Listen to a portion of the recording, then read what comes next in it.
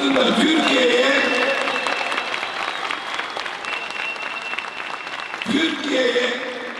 muazzam bir mesaj verdiniz.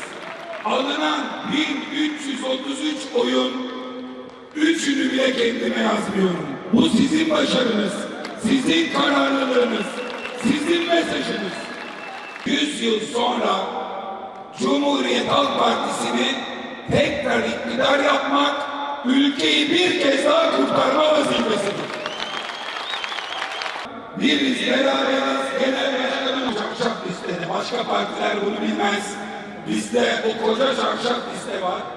Ve öğlen saatlerinde gecikmeden siz bugün olduğu gibi bana sahip çıktığınız gibi yarın da onlara sahip çıkacağınızı biliyorum.